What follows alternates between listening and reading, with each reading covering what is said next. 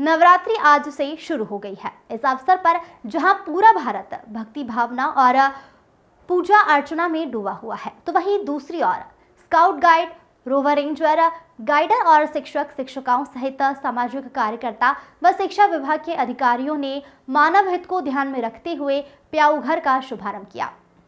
दरअसल आज के परिवेश में मुख्य चौक चौराहे सहित सार्वजनिक स्थलों पर भीषण गर्मी के चलते आम लोगों की प्यास बुझाने के लिए प्याऊ हर घर में देखने को नहीं मिलते हैं। ऐसे में मानवता की मिसाल नगर पंचायत भटगांव में देखने को मिली है, जहां स्काउट गाइड संस्था व स्थानीय सामाजिक कार्यकर्ताओं व शिक्षा विभाग द्वारा पहल करते हुए भारतीय स्टेट बैंक के पास प्याऊ केंद्र खोला गया है। इस मौके पर संबंधित विभाग के पदाधिकारी व जनप्रतिनिधियों ने रिबन काटकर प्याऊ केंद्र का शुभारंभ किया। साथ ही साथ राहगीरों व कामकाजी व्यक्तियों को नींबू पानी का शरबत पिलाकर उनकी प्यास बुझाई। वहीं जिला सचिव दीपक पांडे व प्रदीप देवांगन सहित शिक्षा अधिकारी एसएन साहू ने कहा कि भीषण गर्मी को ध्यान में रखकर आम लोग व राहगीरों की प्यास बुझाने के लिए प्याऊ केंद्र खोला गया है।